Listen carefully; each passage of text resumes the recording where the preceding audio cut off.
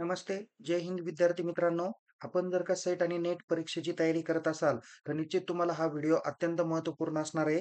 या व्हिडिओमध्ये आपण सेट नेट एक्झाम म्हणजे नेमकी काय, याच्यामधील आपण फरक समजून घेणार आहोत.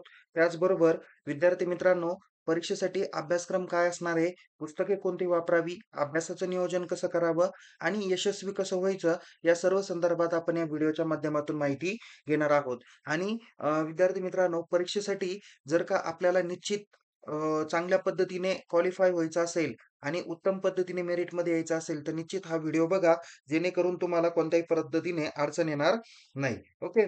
सो विद्यार्थी मित्रांनो, या ठिकाणी आपल्याला माहिती आहे, की सेट नेट ही जी काही एक्झाम आहे, तर या एक्झामचा आपण फरक समजून घेत असताना सेट नेटचा फुल फॉर्म आपल्याला माहितीच आहे, की सेट म्हणजे स्टेट एलिजिबिलिटी टेस्ट, जी प्रत्येक राज्यावाईज वेगवेगळी घेतली जाते. नेट म्हणजे नॅशनल एलिजिबिलिटी टेस्ट, ही एक पूर्ण भारतभरच्या विद्यार्थ्यांसाठी ती घेतली जाते. कंडक्टिंग जर का एजन्सीचा जर का विचार आपण केला, तर यू-जी-सी नेट एक्झाम ही कंडक्ट करण्याचं काम एन-टी-ए करते. तर सेट एक्झाम हे आपल्या महाराष्ट्र राज्यात एस-पी-पी-यू पुणे विद्यापीठ ही ऑर्गनाइज करते. लेव्हलचा जर का विचार केला, तर यू-जी-सी नेट एक्झाम ही नॅशनल लेव्हलची एक्झाम असते. तर सेट एक्झाम ही राज्य लेव्हलची म्हणजे स्टेट लेव्हलची एक्झाम असते. सेट नेट एक्झाम का घेतली जाते? तर त्यामधून तुम्हाला 3 प्रकारे ऑप्शन देण्यात आलेले आहे. एक आहे eligibility for assistant professor, then junior research fellowship आणि आता पी-एच-डीसाठी अनिवार्य पद्धतीने नेट एक्झाम देणं अनिवार्य केलेलं आहे. तर सेट एक्झाम घेण्याचा पर्पज हा फक्त eligibility for assistant purpose within the specific state हा असणार आहे. एलिजिबिलिटी काय आहे?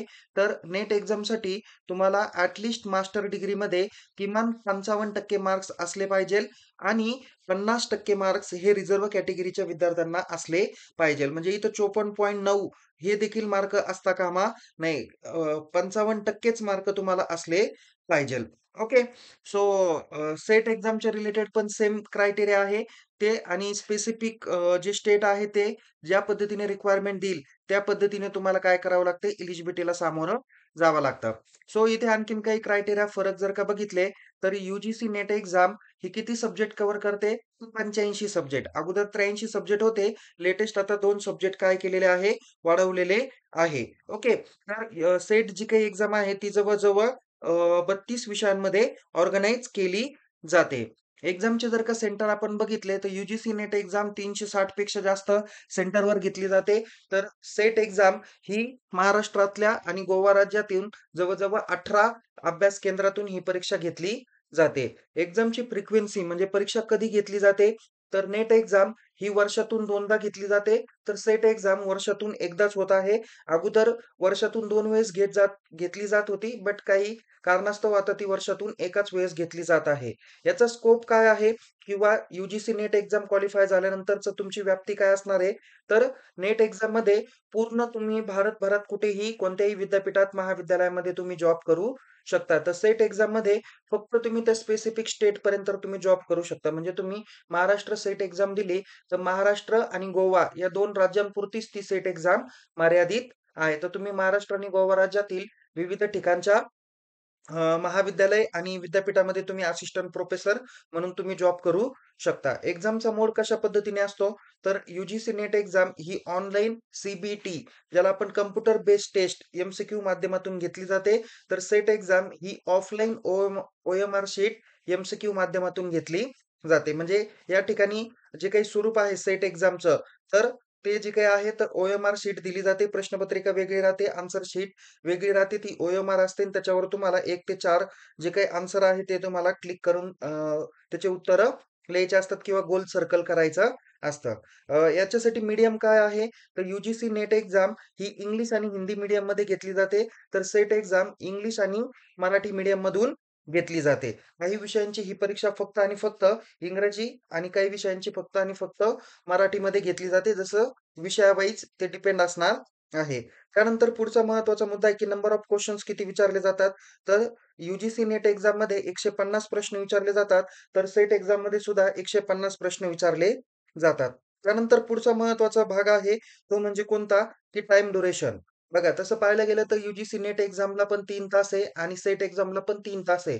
बट याच्यामध्ये टायमिंगचं बायफर्गेशन केलेलं आहे. म्हणजे जर का तुम्ही नेट एक्झामच्या सकाळच्या शिफ्टमध्ये जर का पेपर देणार असेल, तर सकाळी 9 ते 12 कंटिन्युअस पेपर होतात किंवा दुपारची शिफ्ट असेल तर 3 ते 6 या वेळेमध्ये ते पेपर होतो. पण सेट एक्झामचा जो काही पेपर आहे तो 3 तासात जरी होत असला, तरी सुद्धा सकाळी 10 ते 11 या टायमिंगमध्ये पहिला पेपर होतो आणि दुसरा पेपर हा पुढच्या अर्ध्या तासानंतर म्हणजे 11:30 ते 1:30 या टायमिंगच्या दरम्यान होतो. ओके. ॲप्लिकेशन फी किती असते?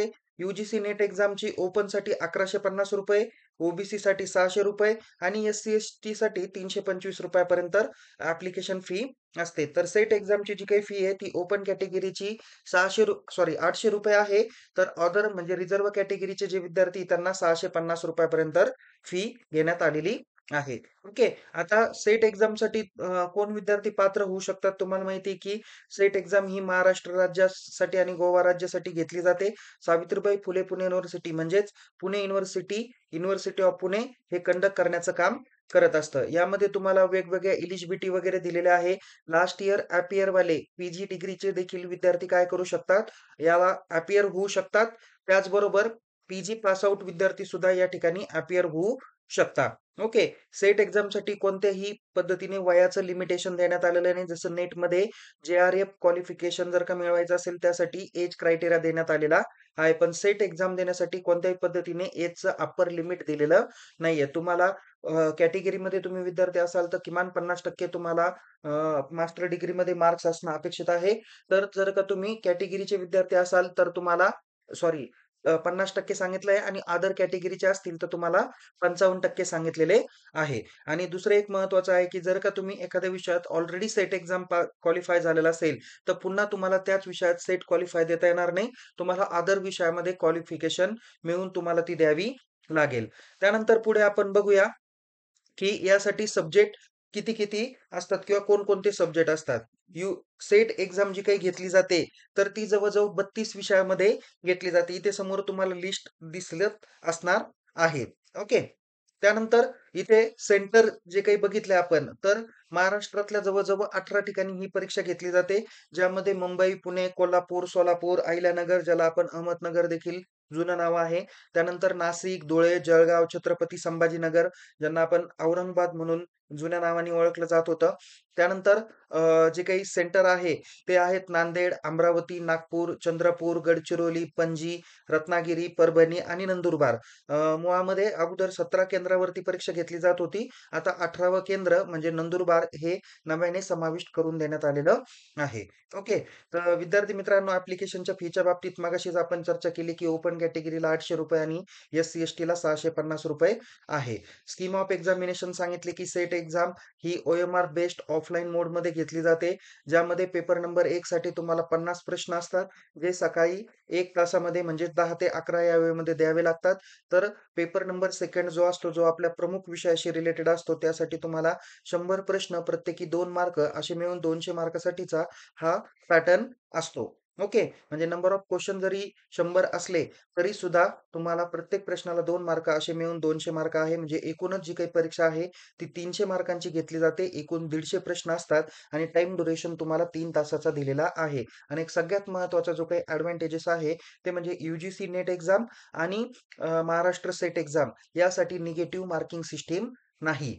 ओके. म्हणजे जसं की सी-एस-आय-आरमध्ये काही प्रश्नांना म्हणजे सब्जेक्ट वाईज त्याच्यामध्ये जे काही सब्जेक्ट्स असतात त्यामध्ये तुम्हाला निगेटिव्ह मार्किंग सिस्टम ॲप्लिकेबल असते. पण यू-जी-सी नेट आणि सेट एक्झामला निगेटिव्ह मार्किंग नाही. तुम्ही जेवढे प्रश्न सॉल्व्ह करताल, जेवढे बरोबर असतील त्याला मल्टिपल बाय 2 केलं, तर तुम्हाला त्याचं उत्तर भेटून जाईल. पेपरचं मी मगाशीच लँग्वेज सांगितली, की इंग्लिश, मराठी हे पेपर इंग्लिशमधून असतील आणि बाकीचे जे काही पेपर्स आहेत ते मराठी ॲज वेल ॲज इंग्रजी लँग्वेजमध्ये असणार आहे. काही कॉम्प्युटर सायन्सचे, ॲप्लिकेशनचे जे पेपर आहे, मॅनेजमेंटचा पेपर आहे, हा पेपर फक्त आणि फक्त इंग्रजी लँग्वेजमधून असणार आहे. ओके. नंतर प्रोसिजर क्रायटेरिया रिझल्टचा काय आहे, की तुम्हाला माहिती आहे, की ओव्हरऑल जेवढे विद्यार्थी परीक्षेला बसले जाते, तर त्यापैकी फक्त 6% निकाल काय केला जातो? जाहीर केला जातो. त्यामध्ये कॅटेगरी वाईज पण अलोकेशन वेगळं केलं जातं. त्याचा स्लॉट हा पूर्णपणे वेगळा असतो. म्हणजे पहिल्या आपल्याला 6% येणं गरजेचं आहे. जर का परीक्षेला तुम्ही गृहीत धरा, की 1,00,000 विद्यार्थी बसले असतील, तर तुम्हाला पहिल्या 6% म्हणजे 6,000 विद्यार्थ्यांमध्ये तुम्हाला येणं अपेक्षित आहे. त्यानुसार क्रायटेरिया वाईज वेगळं मार्क किंवा कॅटेगरी कॅटेगरी वाईज वेगवेगळं तुम्हाला बायफर्गेशन दिलं जातं. जरी तुम्हाला म्हणजे इथे तुम्हाला सांगितलेलं आहे, की तुम्हाला पेपर नंबर 1 आणि 2 ला तुम्हाला किती टक्के मार्क अपेक्षित आहे. म्हणजे पेपर नंबर 1 ला पण तुम्हाला किमान 40% मार्क पडले पाहिजेल, तर पेपर नंबर 2 ला तुम्हाला 35% मार्क हे पडले पाहिजेल. म्हणजे जर का तुम्ही सॉरी पेपर नंबर 1 आणि 2 ला ओपन कॅटेगरीचे विद्यार्थी असतील, तर त्यांना किमान 40% मार्क पडणं अपेक्षित आहे. तर अदर कॅटेगरीचे विद्यार्थी त्यांना किमान 35% मार्क पडले पाहिजेल. म्हणजे पेपर नंबर 1 ला 100 मार्क आहे, तर तिथे किमान 35 पेक्षा जास्त मार्क पडले पाहिजेल आणि पेपर नंबर 2 ला 200 मार्क आहे, त्याच्या 40% जर का केलं, तर 200 गुणिले 4 याचा जर का तुम्ही उल्लेख केला, तर तुम्हाला तेवढे मार्क पडणं अपेक्षित आहे. म्हणजे जर का सरासरी आपण जर का काढण्याचा प्रयत्न केला, तर तुम्हाला 80 मार्क पेपर नंबर 2ला आणि पेपर नंबर 1 ला तुम्हाला 35 मार्क पडले पाहिजेल. म्हणजे 80 प्लस 35 जर का आपण गृहीत धरलं म्हणजे 40-40% चा जर का विचार केला, म्हणजे पेपर नंबर 1 ला 40% म्हणजेच 40 मार्क आणि पेपर नंबर 2 ला 40% म्हणजे 80 मार्क म्हणजे 120 पेक्षा जास्त मार्क तुम्हाला पडले पाहिजेल. पण जे काही कॅटेगरीचं मेरिट लागतं त्याच्या टॉप 6% पर्सेंटेजमध्ये तुम्हाला येणं अपेक्षित आहे. तर कॅटेगरीचे जे स्टुडंट आहे त्यांना 35% चा क्रायटेरिया आहे. म्हणजे आपण जर का 200 चे 35% जर का आपण काढण्याचा प्रयत्न केला, तर 70 मार्क होतात आणि इकडे 35 मार्क म्हणजे 105 पेक्षा जास्त मार्क त्यांना पडले पाहिजेल. तरच ते काय होतात क्वालिफाय होतात. पण मेरिटमध्ये तुम्हाला येणं अपेक्षित आहे. अजून जर का आपण इथे विचार केला तर रिझल्ट हे वेगवेगळ्या कॅटेगरी वाईज वेगवेगळ्या फॉर्म्युल्यानुसार तो काय केला जातो, यूज केला जातो. याची सविस्तर माहिती तुम्हाला विद्यापीठाच्या ऑफिशियल वेब पेजला तुम्हाला भेटून जाणार आहे. पण मी म्हणेल इथे सगळ्यात प्रथम जर का सांगायचं ठरलं, तर तुम्ही जर का ओपन कॅटेगरीचे असाल, तर तुम्हाला 210 पेक्षा जास्त मार्क्स असतील, तर तुम्ही क्वालिफाय होताल आणि अदर कॅटेगरीचे असतील, तर 180 पेक्षा जास्त मार्क्स तुम्हाला पडणं अपेक्षित आहे. एस-सी, एस-टीचे विद्यार्थी असतील त्यांना 150 पेक्षा जास्त मार्क हे अपेक्षित आहे. ओके. बाकी ॲडमिट कार्डच्या बाबतीत जर का आपण उल्लेख केला, तर ॲडमिट कार्ड जे काही आहे, की तुमच्या परीक्षेच्या तारखेच्या 10 दिवस अगोदर येऊन जातील. ओके. आणि ॲडमिट कार्ड हे तुम्ही ज्या ठिकाणी ॲप्लिकेशन केलं त्याच ठिकाणातून तुम्हाला ते डाउनलोड करता येईल. ते काय तुम्हाला ईमेलवरती किंवा पोस्टने तुमच्या घरी पाठवलं जाणार नाहीये. याची सर्व विद्यार्थ्यांनी अ, काळजी घेतली पाहिजेल. ओके. त्यानंतर इथे इम्पोर्टंट डेट जर का आपण 2025 च्या एक्झामच्या बाबतीत बघितली, तर जसं की तुम्हाला माहिती आहे की सेट आणि नेट एक्झाम 2025 ची ही 15 जून 2025 रोजी होणार आहे. ज्याचं ॲडमिट कार्ड हे 5 जून 2025 रोजी 10 एएमच्या पुढे भेटणार आहे आणि त्याचे ॲप्लिकेशन फॉर्म हे 24 फेब्रुवारीपासूनच चालू झालेले होते. जे 13 मार्चपर्यंत होते आणि लेट फीसह 14 मार्चपासून ते 21 मार्चपर्यंत होता आणि ॲप्लिकेशन करेक्शनसाठी 22 मार्च ते 24 मार्च असा कालावधी देण्यात आलेला होता आणि येत्या 5 जून 2025 रोजी परीक्षेचं हॉल तिकीट येतील आणि 15 जून 2025 रविवारी ही परीक्षा वेगवेगळ्या केंद्रांवरती घेतली जाणार आहे. ती पण एकाच वेळेस ऑफलाईन पद्धतीने. आता आपण अभ्यासक्रमाकडे वळूया. बघा विद्यार्थी मित्रांनो, पेपर नंबर 1 हा खूप महत्त्वाचा पेपर असतो, ज्याचा अभ्यासातून तुम्ही जास्तीत जास्त मार्क्स हे मिळवू शकतात. तसं पाहायला गेलं तर या ठिकाणी 10 चॅप्टर आहे. मुळात तुम्ही सेट एक्झाम किंवा नेट एक्झाम देता, तर पेपर नंबर 1 ला पण 10 चॅप्टर असतात आणि पेपर नंबर 2 ला पण किमान 10 चॅप्टर असतात. विषयावाईज कदाचित त्याची संख्या कमी जास्त होऊ शकते. पण मी जर का कॉमर्सचा विचार केला पेपर नंबर 2च्या बाबतीत, तर त्या ठिकाणी पण तुम्हाला 10 चॅप्टर देण्यात आलेले आहे. इथे पेपर नंबर 1 मध्ये तुम्हाला teaching aptitude, research aptitude, comprehension, communication, mathematical reasoning and aptitude, logical reasoning, data interpretation, information and communication technology ज्याला आय-सी-टी आपण म्हणतो, पीपल डेव्हलपमेंट अँड एन्व्हायर्नमेंट, त्यानंतर हायर एज्युकेशन सिस्टम असे टोटल 10 चॅप्टर दिलेले आहे आणि प्रत्येक चॅप्टरवर आधारित तुम्हाला 5-5 प्रश्न विचारले जातात. म्हणजेच प्रत्येक चॅप्टर तुम्हाला 10 मार्कासाठी असणार आहे. याची अभ्यासाची जर का ट्रिक्स जर का आपण बघण्याचा प्रयत्न केला, तर तुम्ही वरील 10 पैकी कोणतेही 7 ते 8 जे काही टॉपिक्स आहेत, ते काळजीपूर्वक आणि अत्यंत अभ्यासपूर्वक करा आणि जर का जर का मी या ठिकाणी विचार केला, की तुम्ही 10 पैकी 8च चॅप्टर केले. आता काही विद्यार्थ्यांना मॅथेमॅटिक्स आणि लॉजिकल रिझनिंग याचा जरा थोडासा प्रॉब्लेम येतो. म्हणजे हे 2 जर का आपण चॅप्टर सोडले, तर आपण गृहीत धरा, की तुम्ही 8 चॅप्टर केले आणि ते एकदम परफेक्ट केले. तर 8 गुणिले जर का आपण 5 चा जर का विचार केला, ओके. कारण प्रत्येक टॉपिकवर 5 प्रश्न आहे. म्हणजे 8 किती झाले? 40 प्रश्न तुमचे काय झाले? परिपूर्ण झाले. मग 40 गुणिले 2 जर का विचार केला, तर जवळ-जवळ 80 मार्क तुम्हाला या पेपर नंबर 1 मधून तुम्हाला भेटू शकतात. ओके. म्हणजे इथे चांगल्या पद्धतीने अभ्यास करायचा. मी म्हणेल, की जसं की तुम्ही एखाद्या परीक्षेचा अभ्यास करता, की कॉलेजमध्ये एम-कॉमला असाल किंवा ग्रॅज्युएशनला असाल, तर तुम्हाला 4 चॅप्टर आहे. तर तुम्ही 4च्या 4 पूर्ण करत नाही. तुम्ही काय करतात, की स्पेसिफिक 2 किंवा 3च चॅप्टर करतात, पण परफेक्ट करतात.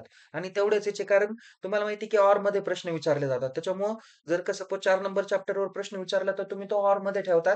1, 2, 3 वर विचारला, तर त्याची उत्तरं तुम्ही लगेच देऊन टाकता. तसं याच ठिकाणी काय करा तुम्ही, जास्त फोकस तुम्ही या कोणत्याही 8 चॅप्टरवरती करा. जर 10 चॅप्टरवर केला, तर वेल एंड गुडच आहे. बट तुम्हाला जास्तीत जास्त मार्क मिळवायचे असेल, तर या पद्धतीने तुम्ही ट्रिक वापरली पाहिजेल. ओके. नेक्स्ट आहे याच्यासाठी उपयुक्त पुस्तकं तुमचे कोणकोणते आहे? संदर्भ ग्रंथ. मी काही फोटोज पण तुम्हाला दाखवणार आहे. मी ज्यातून अभ्यास केला ते पेपरचे तुम्हाला फोटो पण या ठिकाणी तुम्हाला बघता येणार आहे. आणि माझी स्ट्रॅटेजी पण मी सरतेशेवटी तुम्हाला सांगणार आहे. तुम्ही निश्चित त्या पद्धतीने अभ्यास केला, तर तुम्ही पहिल्याच प्रयत्नात क्वालिफाय होताल यात कुठेही शंका असणार नाही. पण सांगितलेली स्ट्रॅटेजी काळजीपूर्वक बघा. बघा इथे पहिला जो काही पेपर आहे तो आहे सेट नेट अनिवार्य पेपर पहिला.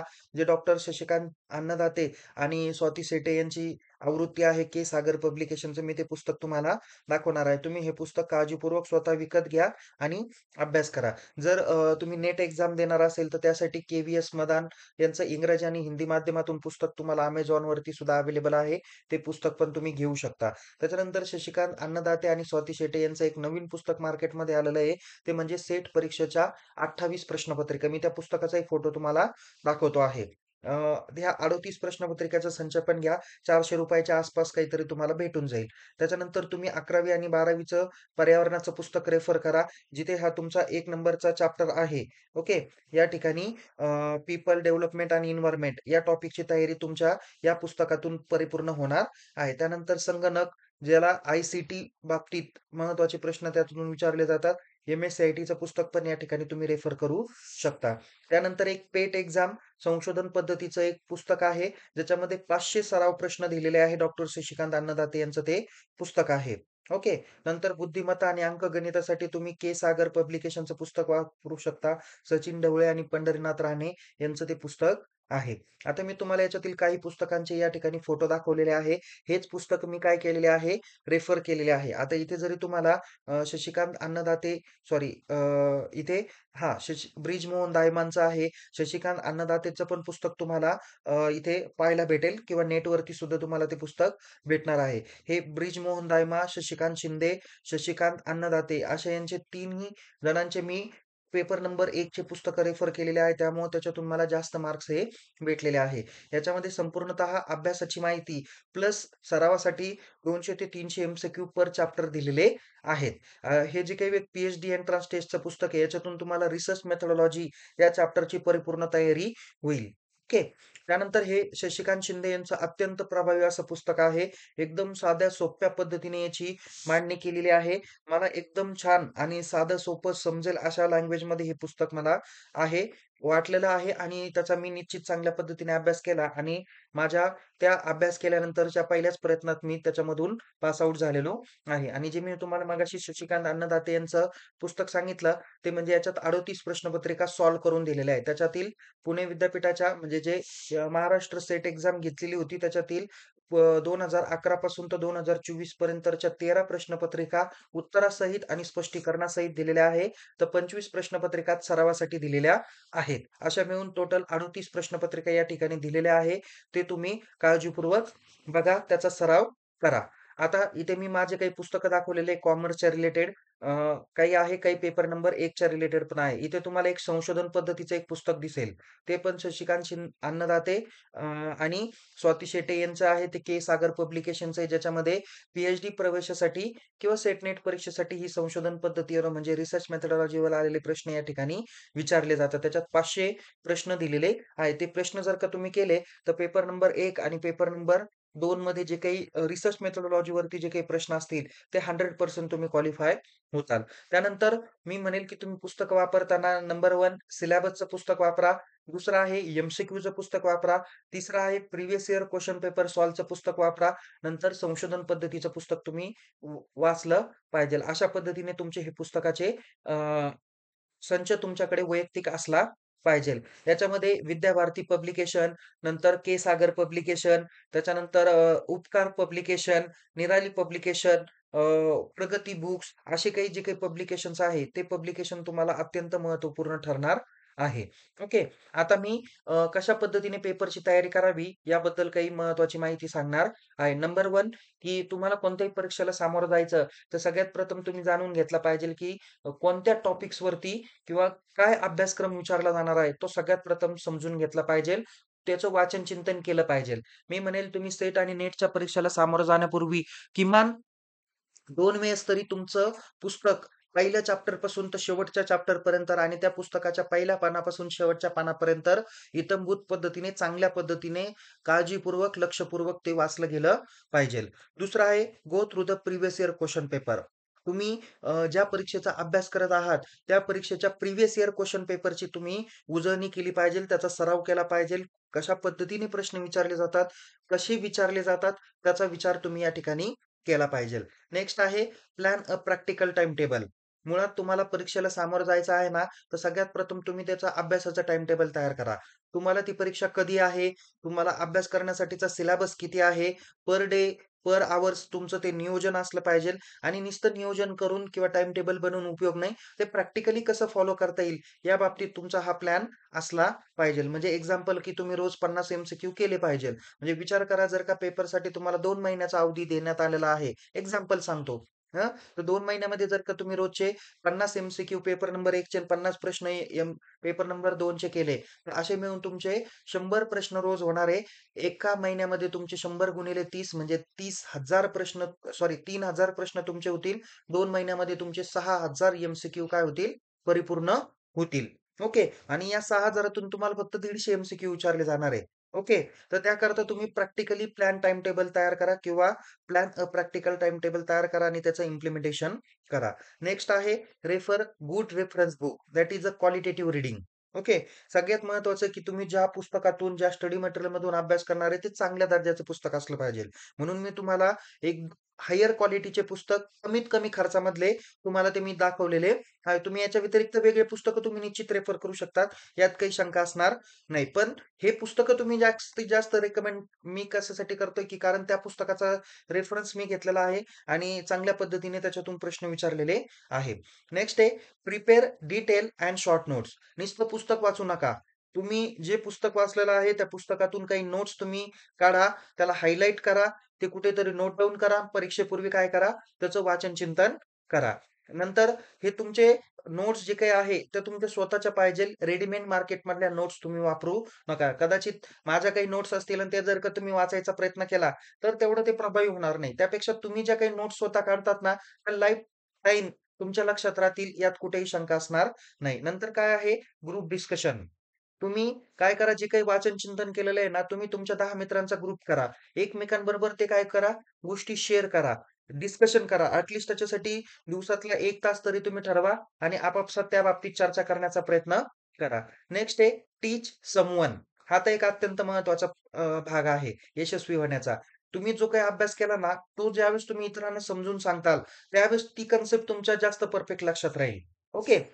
त्याच्याकरता जे काही प्राध्यापक आता टीचिंग करताय, तर त्यांना टीचिंगसाठीच मी म्हणेल, की तुम्ही असे विषय घ्या, जे तुमच्या सेट एक्झामसाठी तुम्हाला प्रिपरेशनला गरजेचे पडेल. जसं की मी माझ्या महाविद्यालयात ऑडिट अँड टॅक्सेशन सब्जेक्ट घेतो, कॉस्टिंग सब्जेक्ट घेतो, अकाउंटचा सब्जेक्ट घेतो. कारण का, की या रिलेटेड प्रश्न विचारले जातात. तसं रिसर्च मेथोडॉलॉजी हा एक विषय मी कंपल्सरी परीक्षेसाठी घेत असतो किंवा शिकवण्यासाठी मी घेत असतो. कारण या विषयातून माझी काय होणार आहे, परिपूर्ण तयारी होणार आहे आणि निश्चित चांगल्या पद्धतीने माझी ती तयारी झाली. कारण डेफिनेटली दरवर्षी प्रश्न विचारला जातो, की रिसर्चची प्रोसेस काय आहे? नंतर रिसर्चमध्ये तुमचे ज्याला आपण काय म्हणू सॅम्पलिंगच्या टेक्निक्स कोणकोणत्या आहे? ओके. हे डेफिनेटली विचारले जाणारे प्रश्न असतातच. नेक्स्ट आहे help from expert that is the teachers, किंवा तुम्ही तुमच्या महाविद्यालयातील जे काही वरिष्ठ प्राध्यापक आहे, एखादी कन्सेप्ट समजली नाही, तर तुम्ही त्यांचा सल्ला घेऊ शकतात. मी म्हणणार नाही की तुम्ही माझा सल्ला घ्या, बट तुम्ही तुमच्या वरिष्ठांचा किंवा जे सीनियर प्राध्यापक आहे, सीनियर मंडळी आहे, जे ऑलरेडी सेट नेट क्वालिफाय झाले, अशा एक्सपर्टचा तुम्ही सल्ला घेऊ शकता.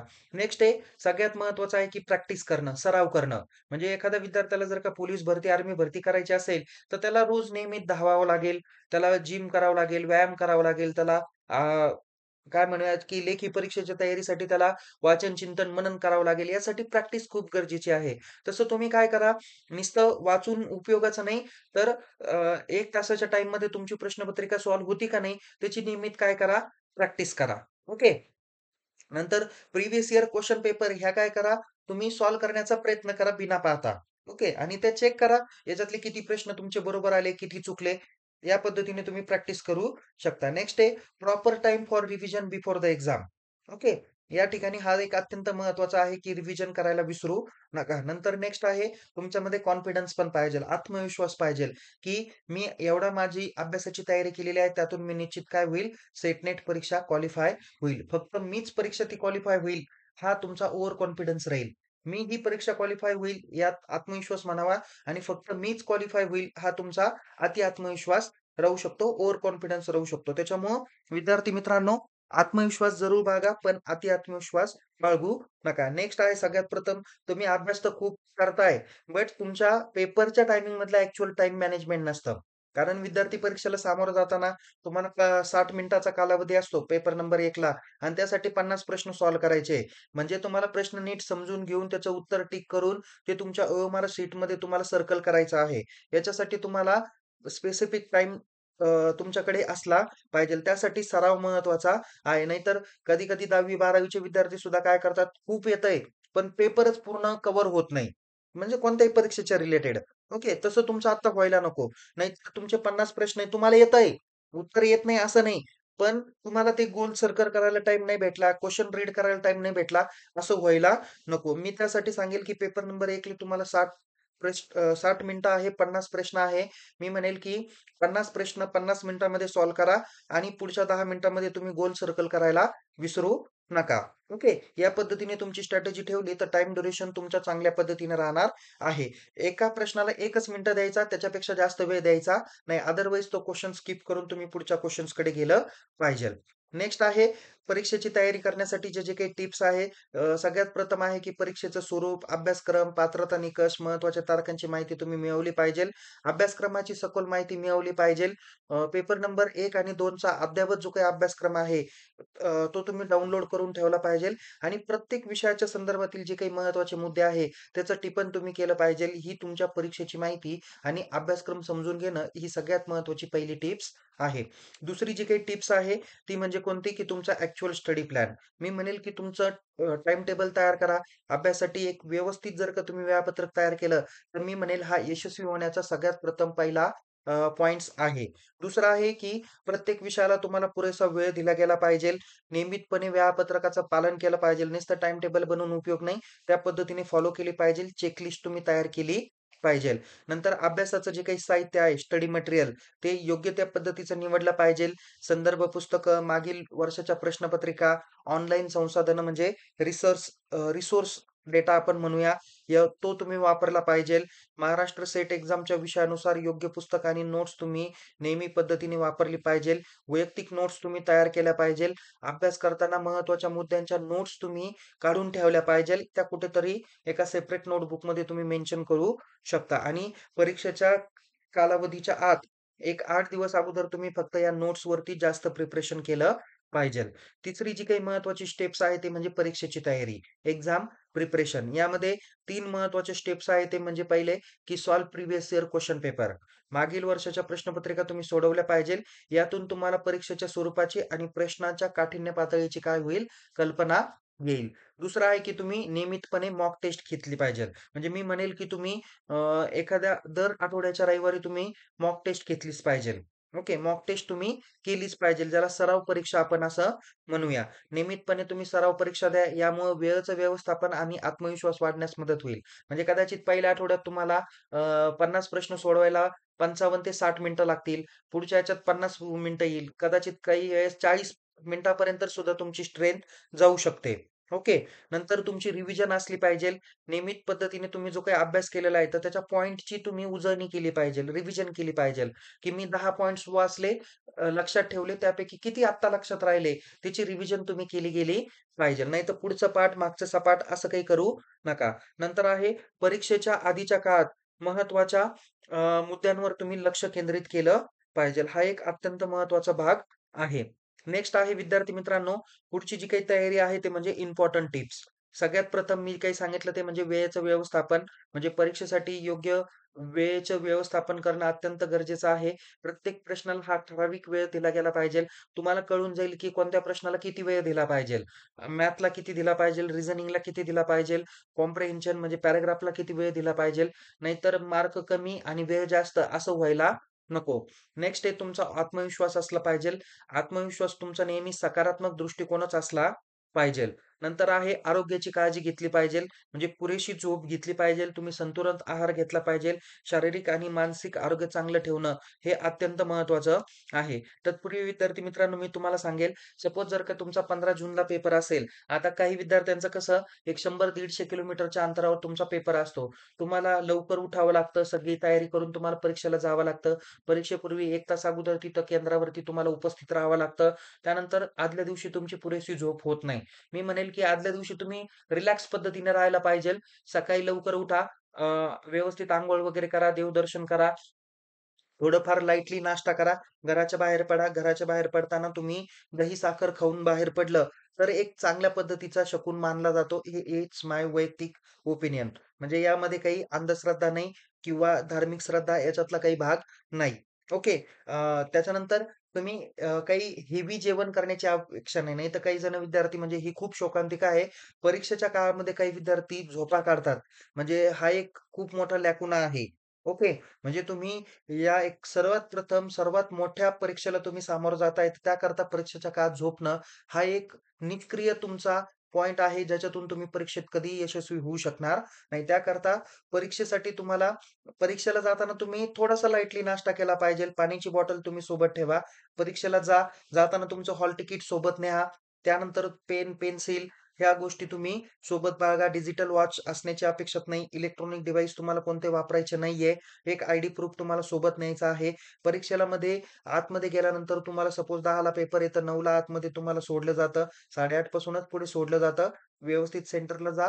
पेपर आल्यानंतर तुम्हाला काय केला जातो, एक पेपरचा सेट दिला जातो. त्याच्यातून तुम्हाला हळूच OMR शीट काढायची असते. आपलं नेम व्यवस्थित टाकायचा असतो. Centre, subject code, roll call number हा व्यवस्थित तुम्हाला एक्झामचा सीट नंबर व्यवस्थित डार्क सर्कल वगैरे तुम्हाला करायची असते. तुमची सिग्नेचर वगैरे करायची असते. ही माहिती व्यवस्थित भरा. काही जण ती माहिती चुकीची भरतात आणि त्याचा स्ट्रेस तुमच्या पेपरवर येतो. ओके. असं काही करू नका. आणि परीक्षेला सामोरं जाण्यापूर्वी परीक्षेच्या अगोदर सुद्धा तुमची मेंटली स्ट्रेस जी काही आहे किंवा मानसिक आणि शारीरिक आरोग्य तुमचं चांगलं असलं पाहिजे. तुम्ही मेंटली स्वतःला फिट ठेवा.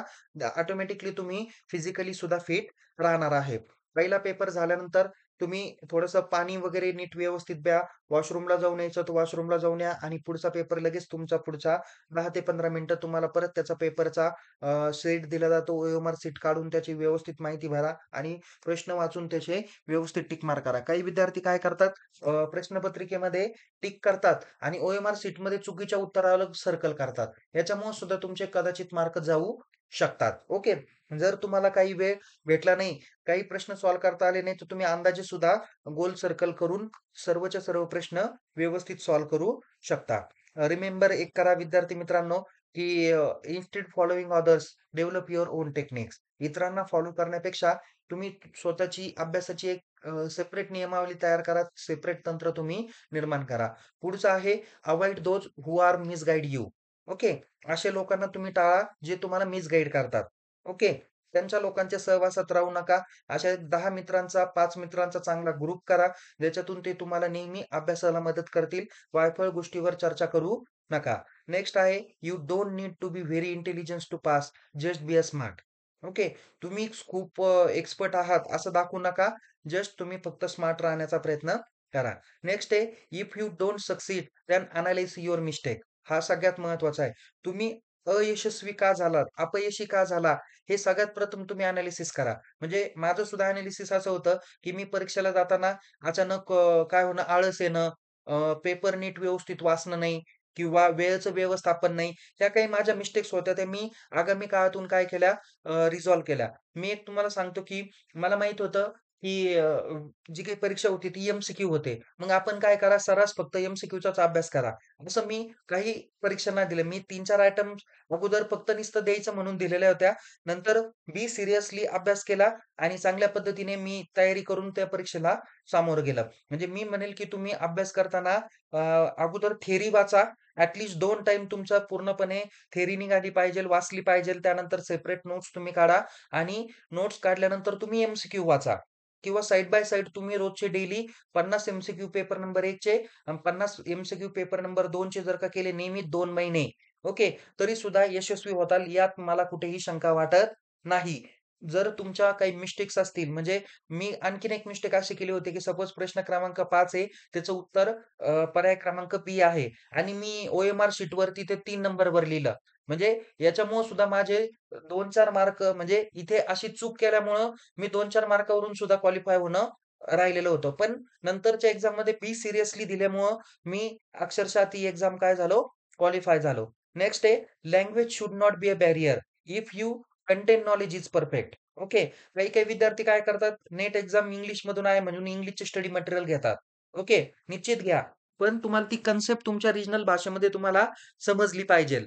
ओके. म्हणून मी शक्यतो तर मराठी, हिंदी नोट्स काय करतो, रेफर करतो आणि त्या मनामध्ये काय म्हणूया चांगल्या पद्धतीने त्याची वेल प्रिपेअर करून नंतर देतो. माझ्याकडे इंग्लिश बुक्स पण आहे नो डाउट. बट अगोदर कंटेंट समजून घेण्यासाठी तो रिजनल लँग्वेजमध्ये मी समजून घेतो. नेक्स्ट आहे knowledge comes with a lot of reading but read smartly and authenticate books. बघा, तुम्हाला जर का चांगल्या पद्धतीने ज्ञानामध्ये भर पाडायची असेल, तर यासाठी तुम्हाला खूप वाचन चिंतन करणं गरजेचं आहे. पण वाचन चिंतन करताना ऑथेंटिक बुक्समधून करा, स्मार्ट बुक्समधून करा, स्मार्टली करा, असं मी तुम्हाला म्हणेल. नेक्स्ट आहे positive thinking plus smart planning plus hard working plus confidence it is non as a success.